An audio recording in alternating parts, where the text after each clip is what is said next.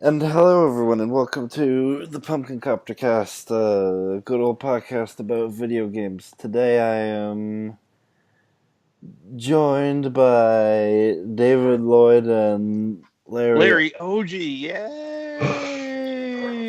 I'm a hero. I was definitely going to pronounce that wrong. Oh, Of, no worries. It's like two letters, original gangster. So yeah, there we Aji, go. Do you better not? Hey, uh, hey, hey! All right, Aji. Mr. Common Name. of the online video game remix site known as OC Remix. So, Excellent, It's man. true. we'll just get right to it with the first question. So, since there's two people here, so who you are and what do you do? Well, I guess we both work on Overclock Remix. I started the site in 1999 and also go by the name of DJ Pretzel. So I started it for a couple of reasons, which have been documented elsewhere, but the short version is like there wasn't one site that was gathering video game remixes for all systems, like console, arcade, computer, in different musical genres. What there was at the time was there was a scene surrounding the Commodore 64 that was largely electronica, EDM style, like dance house and whatnot. And there were a few people here and there doing like one-off arrangements of Nintendo or Mario. And there were a couple cover bands at the time. But what there wasn't was a site that tried to encourage arrangements for all video games, regardless of platform, and in all musical genres. And I saw that that was missing, and I wanted to do it specifically because I wanted to do some Sega mixes at the time. I was, and I suppose I still am a Sega fanboy. So I started with lots of Shinobi and Outrun and Fantasy Star and that sort of stuff. So if you go back to the early days of the site, a lot of my mixes are Sega.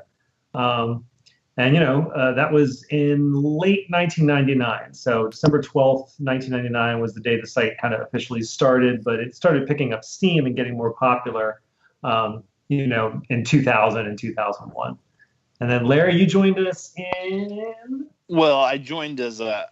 So I was first told of OC Remix as a fan back in 2002, and I was a college student at the time, and I was doing a college radio show focused on video game music, and I would mix some mainstream music in there. And a friend of mine who was also a DJ at the station had a show before mine. I would typically anytime they needed substitutes to come in, I would just come up with a video game playlist in 20 minutes and run to the radio station because I loved doing the shows.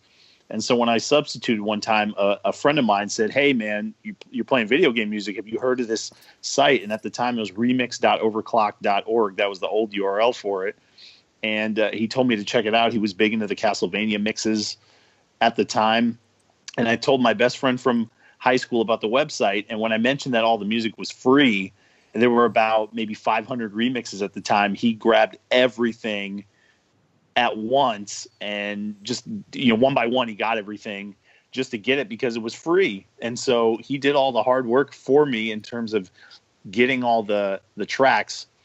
And so when I first discovered it though as a fan, I grabbed maybe about 30 or so remixes and just checked out the ones that I was from the games that I was familiar with as a kid, so like Street Fighter and Streets of Rage and Super Mario Brothers and that kind of thing. And but when my best friend grabbed everything and I got a chance to kind of listen through and hear stuff from the games that I wasn't as familiar with, like Final Fantasy, a lot of RPGs I'm not really an RPG fan per se. So there were a lot of those that I didn't play, that I didn't own a lot of games growing up. And so I learned through OC Remix, I learned about the soundtracks to series like, Mega Man, Castlevania, Star Fox, that kind of stuff. And so when I got a chance to listen through to everything, I realized, wow, this website is amazing. Like, listen to all these different, really cool video game music themes. I was always big into video game music, but listening through to what the community of OC Remix was doing really turned me into a big super fan. And a couple of years later, I continued doing the radio shows and would always get to kind of hear music in advance from the artists that were and what they were coming up with. So at that point, everyone knew me as a DJ and would try and get feedback from me. And at that point, I kind of got on the radar of the judges panel at OC Remix, the team that listens to all the submissions of all the different video game arrangements that are sent in and decides whether or not they're approved to be posted on OC Remix. So at that point, I got invited in 2004 to be a member of the judges panel that does the selections. And yeah, I'm doing that to this day. So I actually just celebrated 14 years on the judges panel a couple of days ago. Oh. I know. I think I publicly said I don't anticipate staying for more than 5, you know, and but I love it. So I've always really enjoyed it a great deal. And now I've kind of gone on to being I'm the community manager of OC Remix. So most of the social media activity that you see, that's me doing that, whether it's, you know, Facebook or Twitter or, you know, putting up the YouTube videos, stuff like that. And then I'm also in charge of the judging process, or currently overseeing it. I mean, now that I have a daughter, I don't have as much time to be in it day to day like I used to be, but I still, you know, try and do my best to oversee the process. So yeah, that's my role.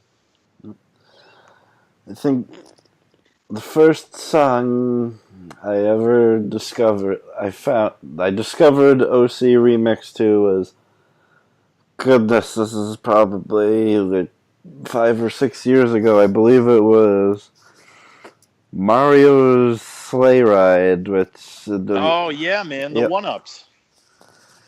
Yep. Excellent.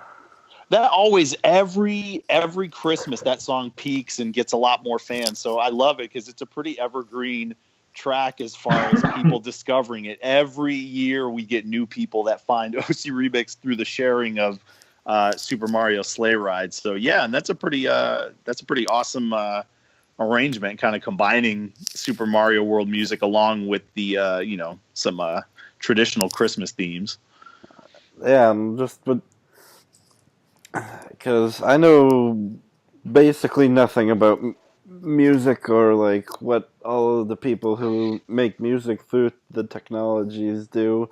So the idea of like combining like Super Mario World music and like just Christmassy stuff happened, and I believe sometime after that, like the thing that got me to like seriously just like it clicked into my mind that OC Remix is something like paying attention to was like, I don't even know why, because I've never played a game in this series, was an Armored Core remix. I believe it was Morning Thinker, and like Nice. Yeah.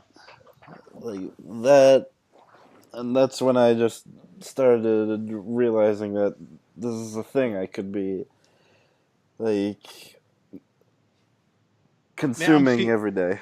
Yeah, no, I'm feeling, I mean, literally, you know, it's pretty much, you know, like I was saying, it's pretty much the same story, you know, with me, Tyler, and that, you know, once I kind of went beyond what my comfort zone was and decided to try the other stuff, that's when it kind of clicked, like, wow, this is pretty legit. And yeah, so I'm really glad that we kind of approached it the same way. And you know, that's why I always recommend to people, especially when I link, you know, to our torrents page or anything like that. You know, there are over 3,000 remixes that have come out so far, actually over 3,500 at this point. And then we're, you know, at over 70 albums.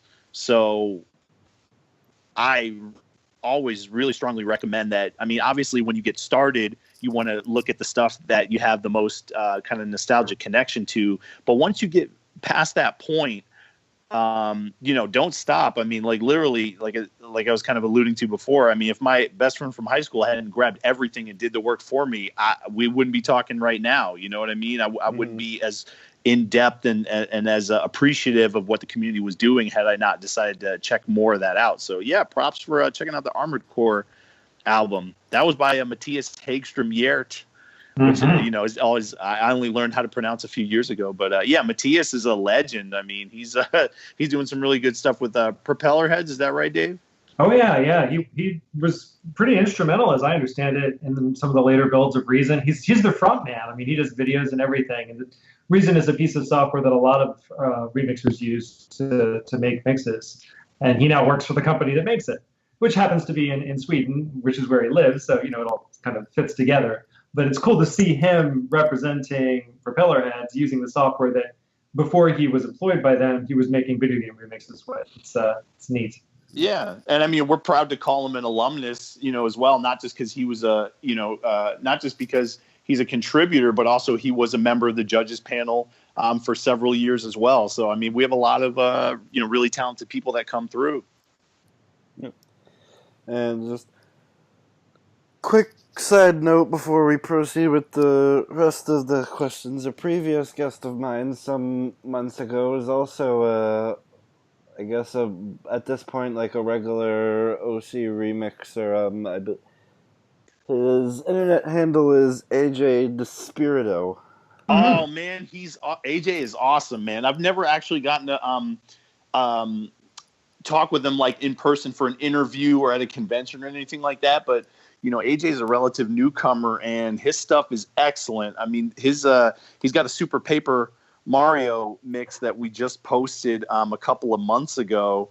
That's really, really relaxing. So I've definitely had that playing in my car, looped in my car for a little while now. But yeah, his stuff is excellent, and we hope he keeps sending it in because I can certainly say I love his material. Yeah. So there will be, I guess, a link in the description below of my episode with AJ Despirito. Nice, man. Yeah, I'm definitely going to check. Yeah, thanks for letting me know, man. I'm definitely going to check that out. Yep. AJ, if you're listening to this, hi. Why are you listening to this? Anyway. Hey, from Larry, too. So, yeah, on to the third question.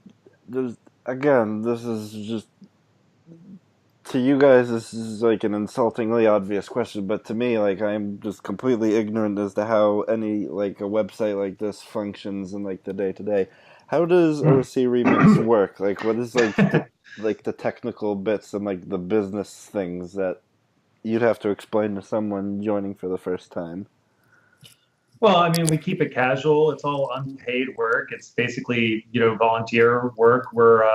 We became in 2000, what was it? Late 2016, we officially became a 501c3 nonprofit organization, which technically it doesn't mean that we can't pay employee salaries, although we don't. Everyone works for free, including myself. It just means we can't turn a profit. Written into our bylaws is sort of things that restrict us from doing anything commercial or profit oriented. Even before that, since the very beginning, we've been not for profit. So everyone who works on the site, everyone who contributes to the site, in our submission agreement, in our terms of use, etc., it's all very non-commercial. And that's intentional. It's a fan community. It's modeled after some of the fan arts and fan fiction communities that reinvent video game, artwork and stories, and it's not meant to be a commercial endeavor. So when people come on board, obviously, if we tell them that and they're like, oh damn, I thought there was money involved, anyone that we would be bringing on board would already understand that, hopefully, and be cool with that. Yeah, we've never had anyone actually go, hey, wait, there's no money. You mean there's no paycheck? So on a day-to-day basis, I mean, things have changed over the years. It's a lot mellower now than it was, for example, in like 2007 when everyone took internet a lot more seriously and a lot of the core staff was younger and had more free time and everything was like dead serious. Nowadays, some of us have families, all of us have full-time jobs, which is a good thing. But it means that essentially we find time where we can on a day in, day out basis. It's usually Larry and I posting mixes, Larry running social media, doing tweets, things like that. And then across a longer term basis, we've got projects going on. We've got coordination of evaluating albums, preparing websites and trailers for albums, doing QA, making sure that we maintain a level of quality for our album releases that's consistent with everything we've done. And also too much, I would say, and I think Larry would agree, of the actual technical stuff falls on my shoulders. So like I manage the server, I program the website, I upgrade the forums. I'm working on slowly but surely improving the overall search experience, making it more mobile friendly, things of that nature. That stuff happens on a what I would describe as a glacial timescale. But we do make changes. We are making progress, but it's a labor of love. The short answer to that is just it's a labor of love, and on a day-to-day basis, we're doing what we can and what we have time to do with the understanding that life comes first, paying jobs come first, children come first, family comes first, obviously. Larry, anything to throw in there? Oh man, no. Oh, I mean, just yeah. I mean, okay. Well, I guess so. We'll add, yeah, like Dave alluded to, especially maybe with the album development. One thing to kind of stress is that with the way that albums develop, nearly everything is something where the community kind of proposes the idea and picks up that ball and runs with it. So it's not like a top-down thing where Dave, where DJ Pretzel or me or anybody on the judges staff would say, listen, we need an album for this, Final Fantasy, 6 or whatever, make the album. Usually it'll be somebody within the community wants to get it done, and they're self-motivated enough to contact remixers, gauge interest, and kind of assemble a team to make it happen. And then at that point, you're checking to make sure that artists are creating works in progress that they can that they can show off to demonstrate that things are moving forward, creatively. And so all of that tends to happen organically within the community. So sometimes you'll have albums come out, with a pretty short development cycle, and other times we've had albums take, like 7 years from start to finish for someone to, put together, because as Dave kind of alluded to with how we run things overall, it's on a time as limited time and time as available type of basis. So but we're all doing it for fun, and it's really nice to kind of reach the audiences that we do, because there's just such a broad interest in video game music, and that's really the name of the game, right? I mean, it's the as we say in our mission, we're dedicated to the preservation and appreciation of video game music as an art form. So, I mean, that's ultimately the name of the game, and that's why we've had such a great community and such a great audience. Okay. And the fourth question was, how was it founded and why was it created, which was already kind of answered before. So I guess we can skip down a bit. So that, and already kind of we're gonna roll through every question and just get to it preemptively is how I think. Well, let me kind of ask this, right? In the sense of for Dave, like how it was founded. So, obviously you saw kind of those C64 communities and stuff like that. I'm thinking about C64audio.com in particular and that kind of thing. But had you not encountered was C64 audio pretty much the thing that made you think, okay, other people are doing it and it legitimized it, or had you heard of other US bands or anything like that were doing this kind of stuff? It was mostly, so at the time I was involved in the emulation scene, and at the time there was an emulation scene, which, it's not to say that there isn't an emulation scene now, but it's very different. Just like the video game mixing scene is very different now than it was 5 years ago. It's about 1,000 times more commercial. The emulation scene in the late 90s was awesome. It was terrible and awesome at the same time. There was drama. People took themselves so seriously. You just would not believe the egos. Every day there was another scandal. There's a scandal. Someone said I've got the Sega CD emulator, but I'm not going to release it because someone hurt my feelings. I don't know. There were tons of emulation scandals and drama, and it was active, vibrant. People were talking about whether they would ever emulate the Capcom CPS2 and CPS3, and obviously both of those happened. But it was really cool to follow emulation news and see there were all of these milestones. There was all this stuff going on. And, Overclock Remix kind of sprung out of a comic strip that I was doing at the time called Overclocked, hence the name. And the comic strip was dedicated to the emulation scene. And the site that I followed the most at the time was Retro Games with Attila. and that whole like community, and they had like a bulletin board with CGI bases, always amusing. And the other sites at the time that people might be familiar with, like Zophar's Domain, sites like that, Emu Zone.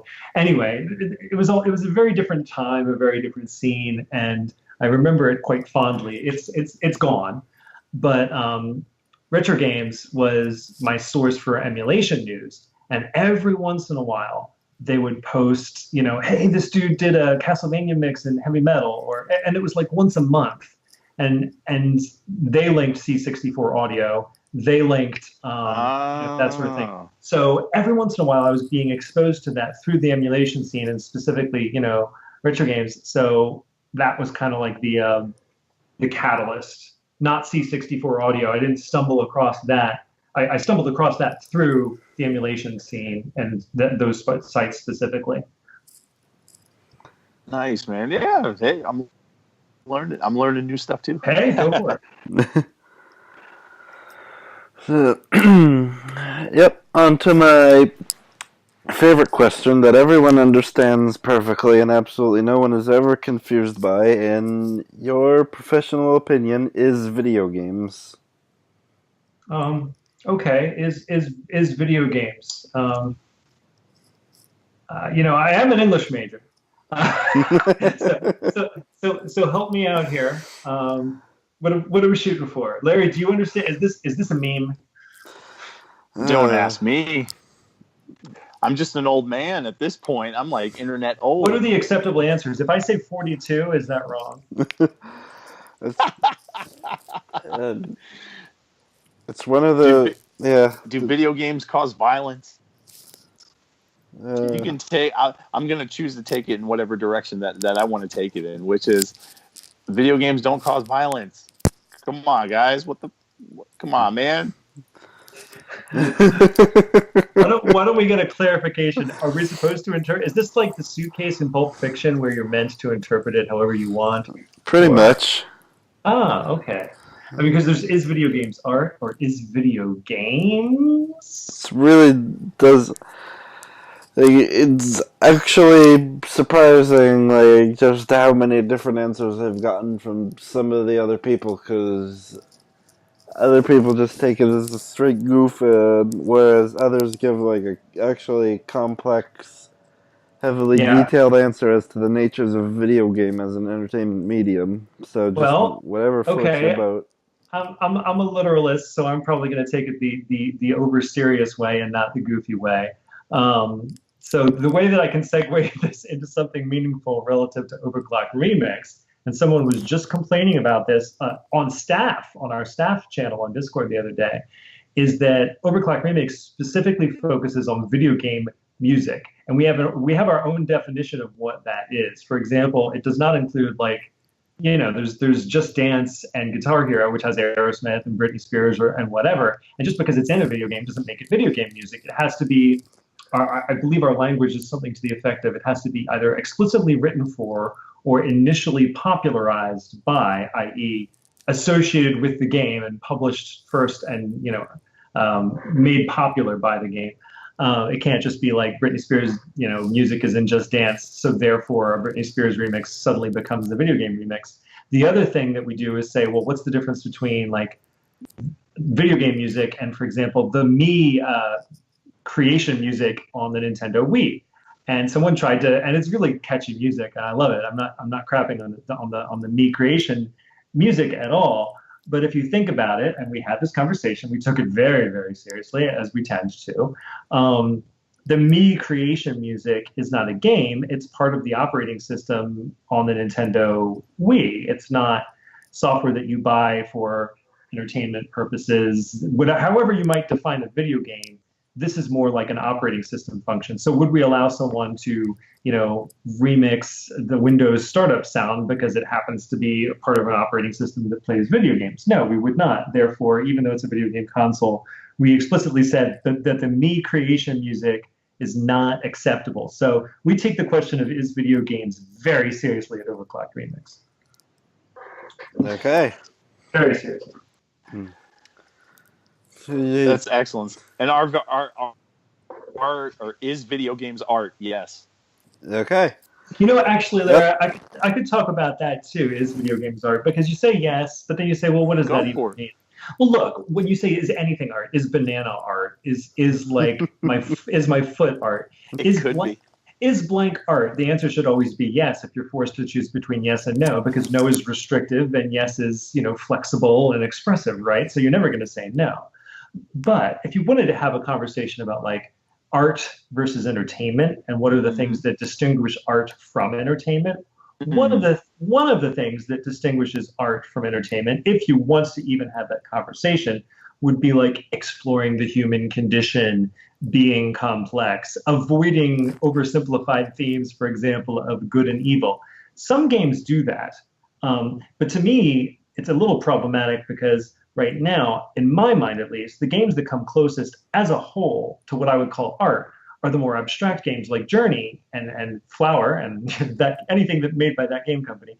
Um, the second you start trying to be representational and have like characters doing real world things like driving cars and whatnot, there's this tendency for writing and voice acting and whatnot that doesn't, it's not like Kurosawa. No one would mistake it for Stanley Kubrick, right? It does not yet, um, I think, compare favorably to the best of film or even the best of television, but it's getting there. But to me, like the question of is a video game art? To me, a video game is a container for art. So within the game, you've got artwork, you've got music, you've got gameplay mechanics. It's like, yeah, I Even the think of voice yeah. acting.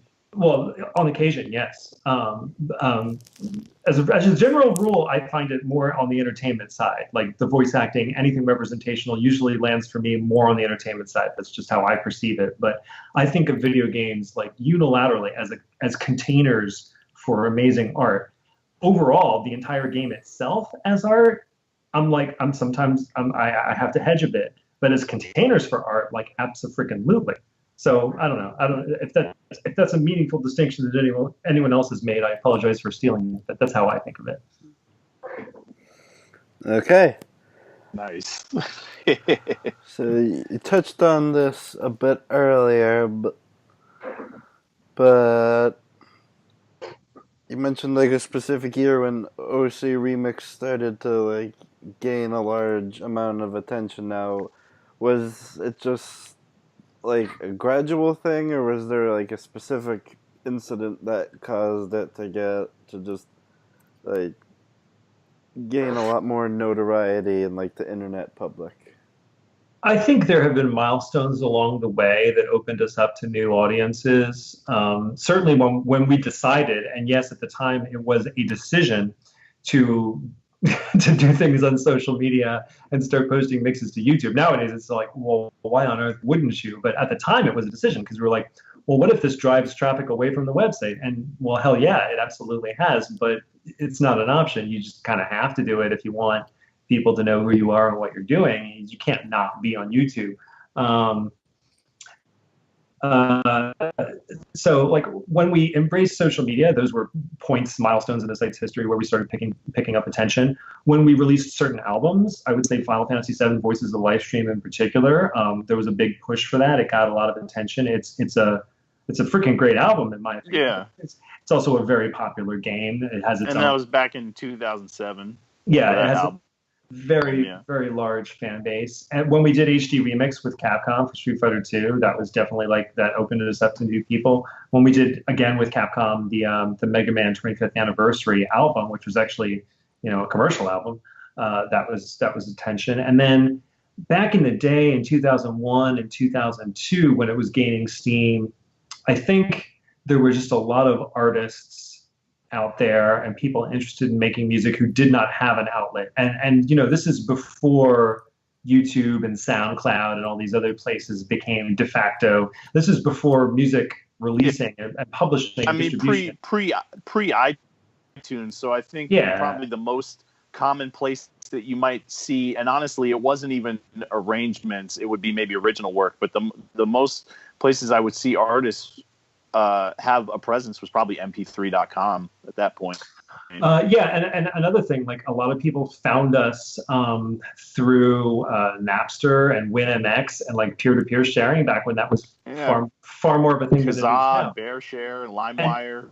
and Yeah. part of the reason they found us was, and this was kind of like early file name slash metadata SEO practices, we appended OC Remix onto the file name. It was also in the three tags of the MP3 file itself, but it was also part of the file name. So it was very obvious that the file was like an OC Remix, both from the metadata and from the file name. We followed conventions. I'm a little like, I don't want to say I'm OCD because like to actual people who are actually OCD, it's offensive. But I think I'm like 10% or something. I don't know.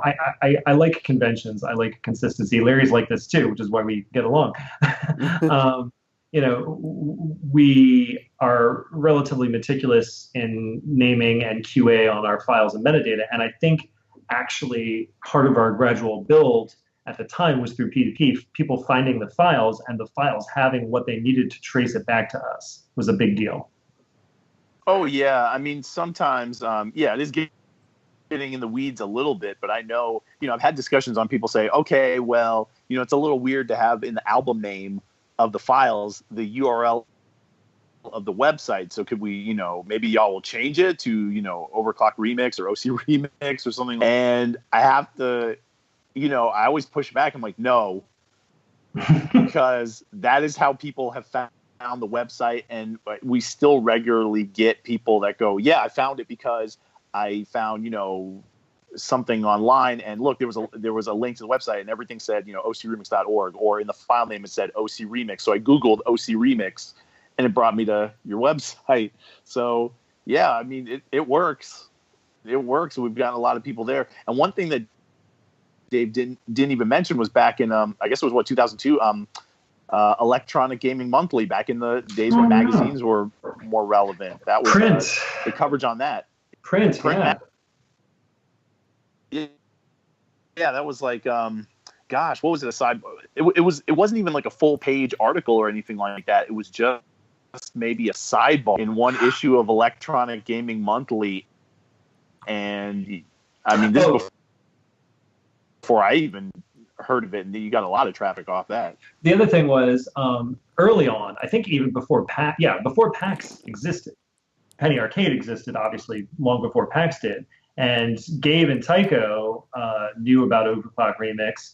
And one time, I think it was Tycho, I forget. Yeah, Tycho. Yeah, he posted and he said, DJ Pretzel is a saint. And then he went on to, expand upon like Overclock Remix and what we do. But like, I don't think he remembers who we are anymore. But it was cool to have like, one of the Penny Arcade guys go like, hey, mad props. And I think a lot of people found us actually at the time through that Penny Arcade post, because they were huge even before PAX. Mm-hmm. Yeah, absolutely. I'm trying to think what else. I mean, and then there've been a few Total instances. Biscuit. Yeah, totally. Yeah. The late Total Biscuit, John Bain, he promoted OC Remix a lot on his YouTube channel and on his show. And I mean, he would feature it literally within, particularly within his show, The Content Patch. At the end, he would close it out with the OC Remix track of the day and talk a little bit about the specific track. So it wouldn't just be, okay, I'm going to play a track now. He would talk about what he liked about it. He was a really big fan in that he would a little bit of the history of the artists and whatnot. So, I mean, John in particular was a really big influence in terms of people learning about the website, and say, like the last, 5 years or so, he's been really big on that level. So, I mean, he sponsored us on Patreon and always went out of his way, especially when he dug albums that we had. I know, for example, even a couple years ago, Aero-Z's album from Seventh Saga, 7 songs for Seventh Saga. Total Biscuit was a huge fan of that album, and he actually went through on multiple episodes in a row. It was just a 7-track EP, and for 7 episodes of Content Patch would just play one by one because he loved the entire album, that much. So yeah. That's a great album. Total Biscuit for sure. Yeah, it's a great album. Yeah. So yeah, Total Biscuit for sure. Yeah, we're lucky to have a lot of really cool fans. I know, we'd be remiss not to mention Daniel Floyd, formerly of Extra Credits. Also a remixer. And he's also an OC remixer. So before, OC Remix has been a formative community for a lot of artists. I'm going to get into a few more, but I know with Daniel, even before he worked for Pixar and even before Extra Credits took off as a YouTube series, he was a contributor of Sapphire, and then as he got more popular with Extra Credits, there would be OC remixes that were often used as the credits themes for different episodes. And he even did a little spin-off show called Extra Remix, where he would musicians in the video game remixing community. So whether it's OC Remix or elsewhere, but there would be a lot of spotlight on OC Remix as well. And Dave, I didn't know if you're going to interject some. No, I think we answered that question.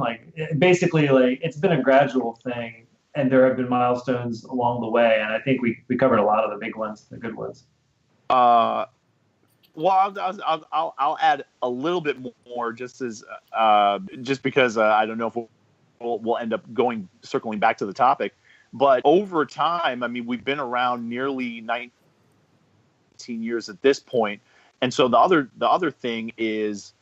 Maybe it doesn't answer when OC Remix started getting a lot of attention, but it's kind of answering why it sustains it. And part of that is because we've had several musicians come up through OC Remix, and not that we are like OC Remix as an entity takes credit for people's successful careers as professional game musicians, but we're an important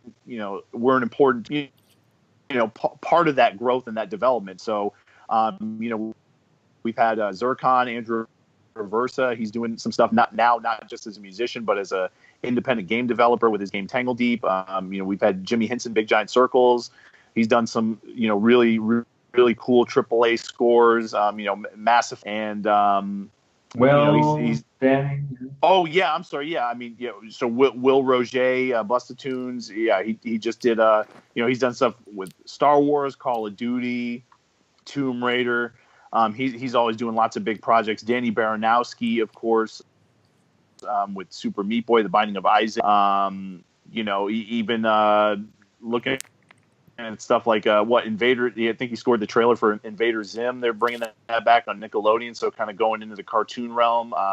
Jake Kaufman, who's scored so many great kind of remake games and games that brought back older franchises. So, Contra 4, Double Dragon Neon, DuckTales Remastered, that kind of thing. He's done the Shantae series. Shovel Knight? Shovel Knight? Yeah, Shovel Knight, of course. Yeah, thank you. He's done so much, it's hard for me to just rattle it all. It's a long list, like Red Faction, yeah. Yeah, and then, and he's also doing the soundtrack for OKKO on Cartoon Network. So, we've had a lot of contributors come through that are doing great things in the in the professional realm, and so a lot of people kind of learn that this guy's on OC Remix, and this person contributed. Even people that aren't necessarily people that came up through OC Remix, but we've got a lot of people that have contributed. That are famous. Disaster Piece. He had something on our 25-year Legend Zelda album. Yeah. Ivy Tran is on an OC remix, and her and Sarashu do music for Steven Universe on Cartoon Network. So, there's a lot of really cool people that have come through. Composers, we've got Tommy Tallarico, the Fat Man, Jeremy Soule. So it's not just like, there's a lot of super famous contributors, but I think it's kind of a testament to not just that professional composers are attracted to what's been going on, but that we've had a lot of people come in as amateurs and hobbyists and kind of be able to parlay their experience into professional careers and then kind of pay it forward and acknowledge the benefit and the impact that OC Remix has had in their development. So we plan on being around a long time and continuing to kind of foster that growth. What he said, yeah. Okay. Good stuff. And I'll just Well, we could do more name drops. I mean, David Wise, Grant Kirkhope, so keep it going. Robert Beanland, so yeah, all the good stuff. We'll keep it going. Okay, so what are some of the challenges that OC Remix faces in like the day-to-day operations? We all have families. Yeah, yeah. we need younger people. We need Well, younger people to join the staff. But go ahead, yeah. Dave. You're the leader, so. Well, I mean, there's two different questions. One, there's the challenges that we have faced in the past, but this is forward thinking, and I think that's the more interesting question. Like, what are the challenges that we face now? And yeah, it's not just that everyone that that is legacy on the site, that has been around on the site for multiple years, is now older, has like job, real life, obligations and families and whatnot. It's that when you say like, Larry, we need new blood and younger people.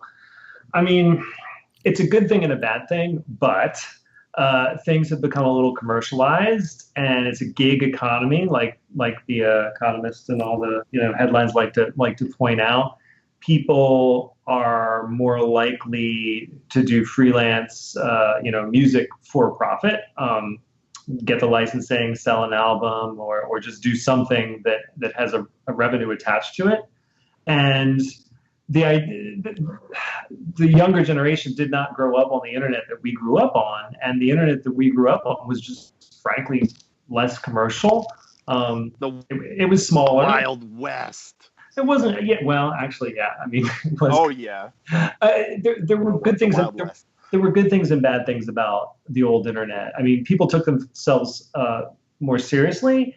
But I mean, which sounds like a bad thing, but then like when people did get into arguments, they would write like multiple paragraphs, and nowadays no one has time for that. It's all like too long, didn't read, and if you can't get a zinger in like 2 sentences, then you're nothing.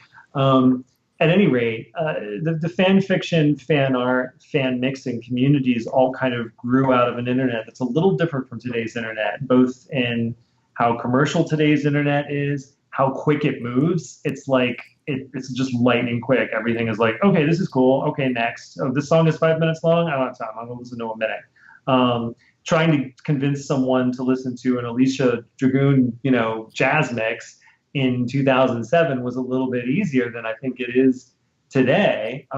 Even though the video game music culture scene has like exploded, so that's 10 times bigger than it ever was.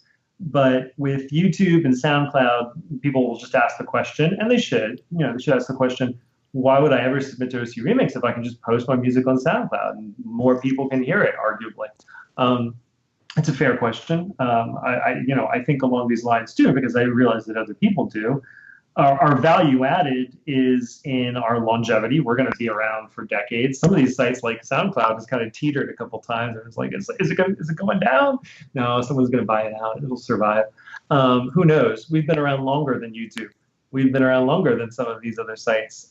We've been around longer than Bandcamp.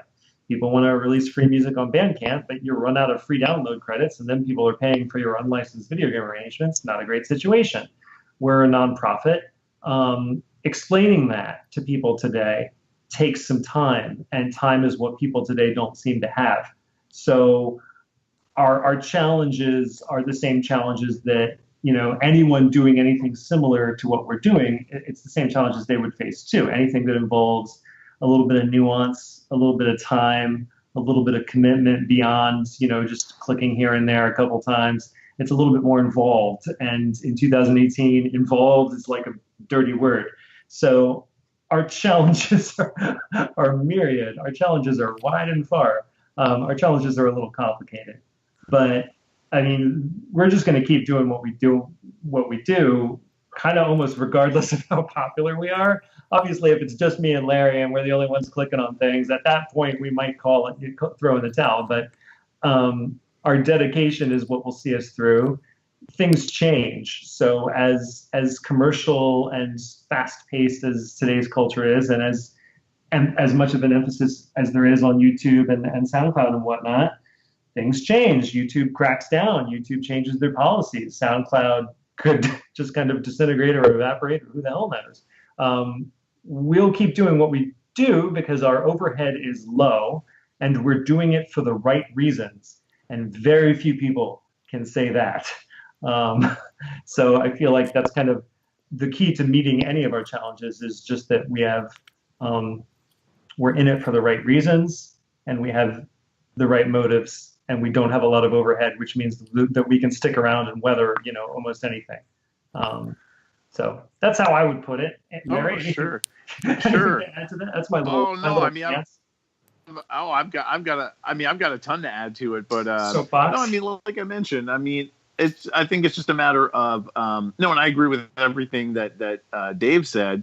But naturally, yeah, I think, it kind of behooves us. We need to involve kind of some younger people that have more free, or at least people with less personal responsibilities than we have. And it's just a matter of, seeing who has the time to dedicate to, something like this that doesn't have, kids and a full-time job. Because I know that when I was a college student and, I would just do my classes and then pretty much all of my free time was spent, doing stuff with OC Remix or doing stuff with my radio show. So, you kind of need people that have a wealth of availability and that kind of thing. And then I think I guess technologically, it would be, I guess the stuff that I think about, for example, are other delivery methods for remixes, which I think is complicated by the fact, or limited by the fact that we do operate in a nonprofit capacity. So every so often we get questions like, hey, how come you guys aren't on iTunes? How come you guys aren't on Spotify? And can you add all the remixes on the Spotify? And we always have to say no. I mean, we're not. All this stuff is unlicensed fan works. One of the things we make explicit within our content policy and our submission standards are that when you submit your remix to OC Remix, you're giving us permission to host it on OC Remix, in perpetuity and whatnot. But we don't claim ownership of it. We're not there to assume any rights to somebody's music. So we can't unilaterally just say we're going to throw it all up on iTunes and Spotify and whatnot and get it available on commercial platforms. So that's kind of one angle where we don't have as much ability to kind of get things in a more broadly accessible. Yeah. I mean, that said, if go ahead, Dave. Well, I was just going to say, like, if you wanted to make that a bullet point in terms of the challenges that OC Remix faces, it would just be like, bullet point, the walled gardens of modern capitalism. Yeah. No, nothing I'll add. I mean, but even for stuff, but even for stuff where we wouldn't necessarily have to, go into such a system. I mean, I think some challenges per se that it would be nice that we could tackle in some format, would be, for example, when we post a new remix, would a mechanism for emailing everybody that a remix is available, or texting, should people opt into something like that and letting them know a remix was available that way. I mean, that would be, anything to kind of boost awareness and kind of that real-time thing. Well, I know it's for the stuff that we have money to do and that we can do, for example, like MailChimp might help us there. The challenge is time, yours and mine, and the staff's time. Of course. Those are overcome. Those challenges can be overcome. We do it on a timetable that is our own and mimics geological timescales and not necessarily most organizations, but we get it done eventually. The harder challenges to crack are the ones that are just cultural and kind of like a trajectory. It's hard to fight larger and larger media companies controlling everything that have zero interest in like offering a platform to something that is non-commercial. More and more people are just like, well, if it's not on Netflix, I won't even watch it, right? Well, we'll never be on Netflix or the equivalent Spotify because we can't, because they don't offer a platform that is compatible with what we do. So that's a tougher nut to crack. I think we need a mobile app. That's something we can do. Oh yeah, we can kind of. Point. If we can't be directly in that space, then we can be adjacent to that space in a format that is more convenient than what we're currently offering, and that is what we're trying to do as time allows. Yeah, that's all I can think of right now. I, But those are some good I think questions. we pretty much nailed this question. We got a lot of challenge. We are very challenged. We are Okay. highly challenged people. So, what are some goals OC Remix intends to reach sometime in the future? Yeah, I mean, we actually kind of just talked about this, but in terms of overcoming challenges, some of the things that will help us overcome challenges are also goals. Um, I've been working on an API, long overdue, that will open our data up a bit. What is that? Yeah, what is that for a neophyte? Sure. Well, Such as actually, like myself, who's not technically inclined. a lot of people that aren't technically inclined will still know that word just because it comes up in the news a lot. But it's an application programming interface. It lets other applications talk to our data and pull our data and interact with our data so that somebody else could build a mobile app. We wouldn't even have to necessarily, or they could incorporate our data into their mobile app or whatnot. It also will make our site itself just more responsive, easier to program and whatnot. So that's a technical challenge that I'm working to meet, and I think we will meet that challenge this year, for at least for a 1.0 version of an API that will be usable by both us internally and also external API consumers slash clients. We've already reached the 501c3 goal. Get a new damn YouTube video in place, because our current YouTube video, I mean, the thumbnails are different, but the actual video itself is the same one we've been using since like 2004, which is terrible. That's a goal. That's a pretty attainable goal. I think we're going to hit that one this year. We're always working on the next album release. So this is, again, a very attainable goal, is the release of the long rumored and long overdue Seiken Densetsu 3 album. Yes. It will be the next album that we will release. It has songs on it that are as old as like from 2005, I think, 2006, which goes to show, we're slow, but we get us there. Other goals beyond Catching up the judges and catching up. Reducing the wait time for stuff to get submitted. Go through our judging process. The 800-pound gorilla, or the $20,000 goal, which hopefully won't cost $20,000. So, right, the whole concept of overclock remix, which back up when you ask what is overclock remix, this is kind of important to note, is that people submit mixes to us, we evaluate them, and then if they meet certain criteria, basically, is the arrangement interpretive and is the production of a certain quality, then we post them on the site. And the people that do that are the judges panel. Back in the day, that was a point of great contention. People thought we were gatekeepers and preventing music from being heard and whatnot. Nowadays, with YouTube, SoundCloud, etc., people can just bypass us, get their music heard. It doesn't really have that angle to it. Nevertheless, our goal is to create sort of a hybrid. And I think this will be the single biggest thing that changes OC Remix's maintainability and also presence online and kind of the nature of what it is. The idea is to have a system where people, just like YouTube, just like SoundCloud, kind of sort of, can post mixes, have those mixes integrated with our database, associated with the correct game, and thus the correct game composer, correct system, correct publisher, Nintendo, Capcom, Sega, whatever, without any review, as a draft, a work in progress, or even as a finished piece. But then the judges will be responsible for selecting and evaluating mixes that will be featured.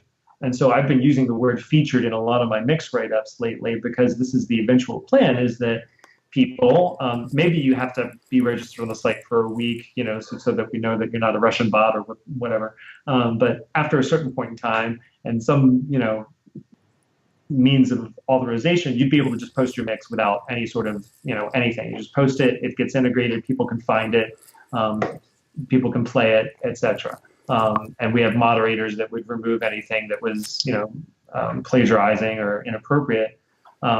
So that the moderation task there is formidable, but you'd essentially just be banned for life if you posted something that was completely inappropriate. At any rate, that will make the site very different. That will make the site essentially have two identities and two tiers. One tier of just stuff that gets posted, people like.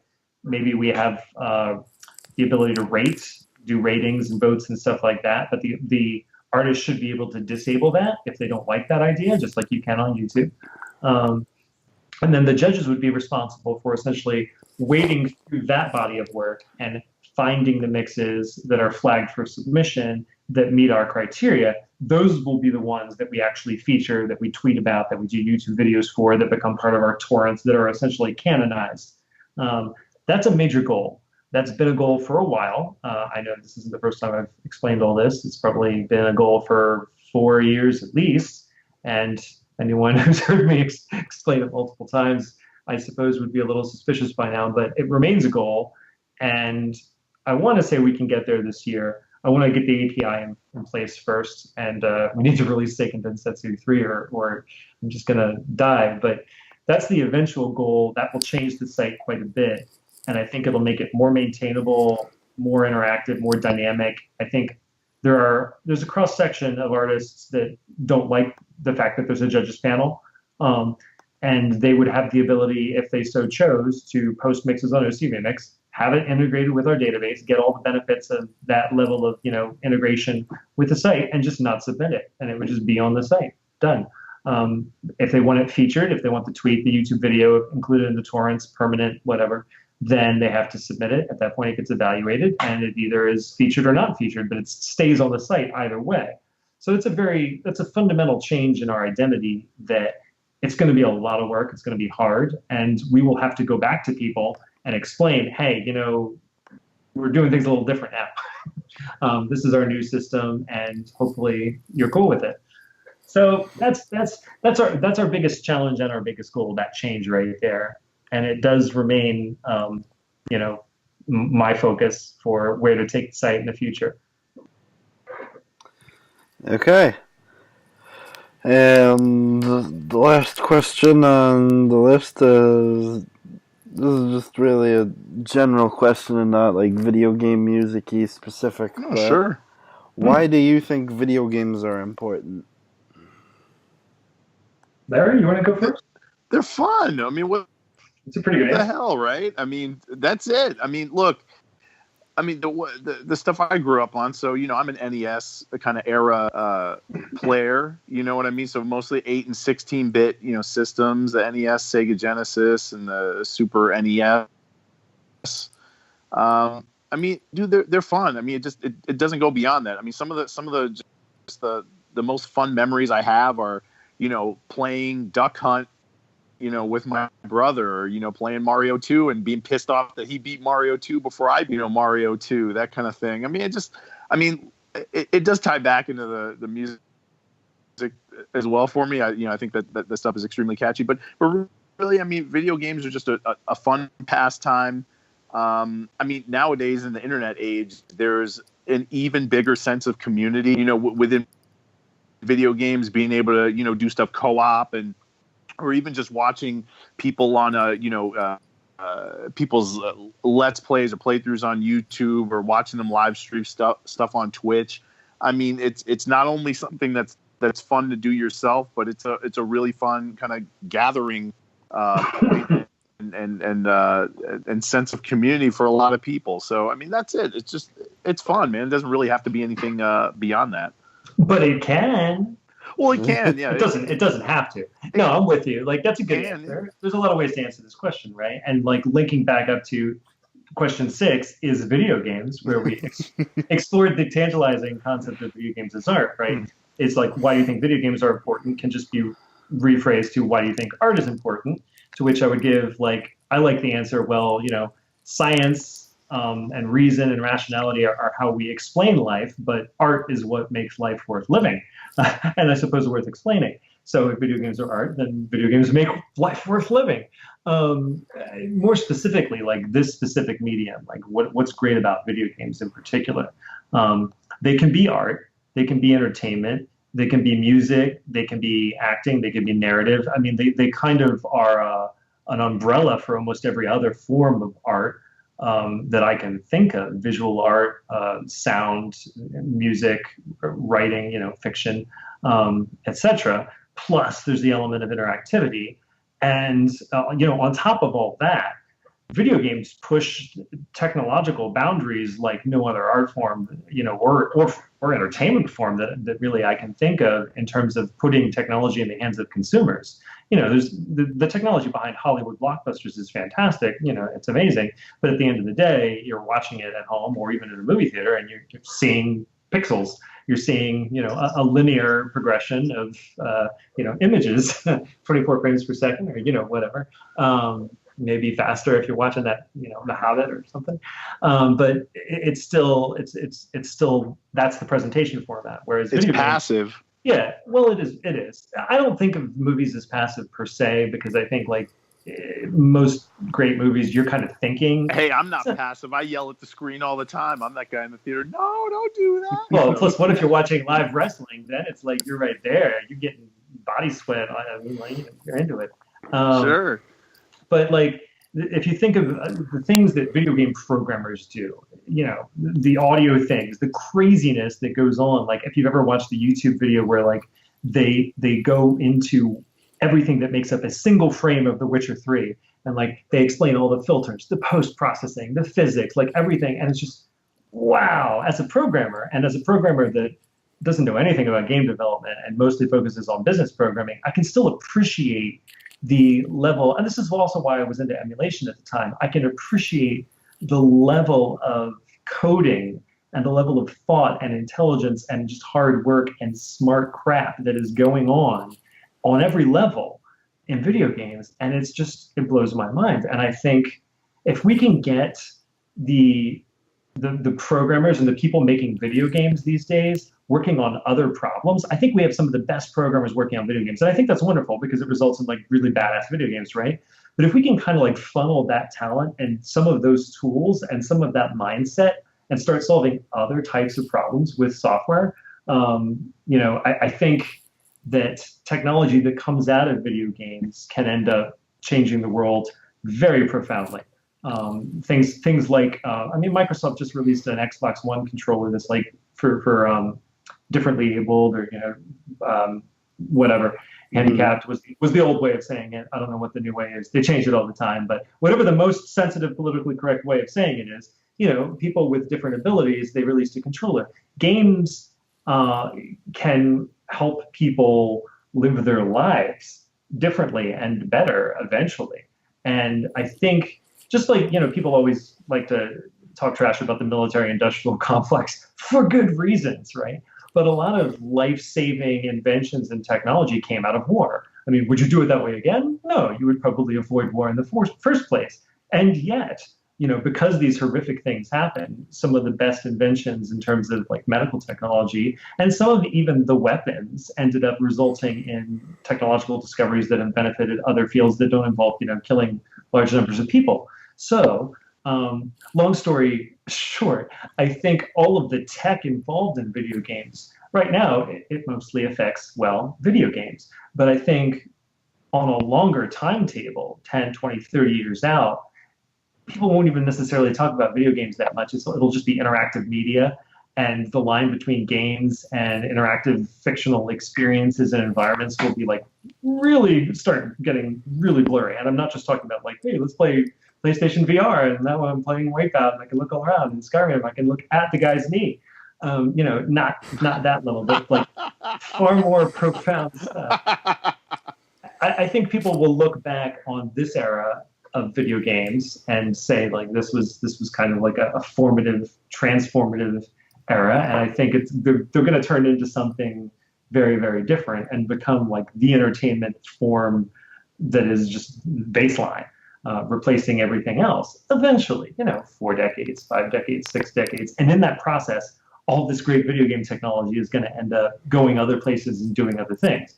So in addition to everything that Larry said, which is the better answer, right? Hey, it's fun. You don't need more than that. I think like in addition to that, though, I think there is an importance that you could kind of articulate about impacts well into the future outside of the realm of art and entertainment into practical, life-saving, governing public policy arenas. Yeah. Something like that. I don't know. And they make people happy. Well, that too. Yeah. And with that, we have come to the close of this particular episode of the Pumpkin Copter Cast. I would like to thank David and Larry of OC Remix for joining me today. Muhahaha. Anytime. Yeah, if there'll be a link to OC Remix in the description of this video when it's up on the YouTubes for all -7 people who actually watch and listen to this show.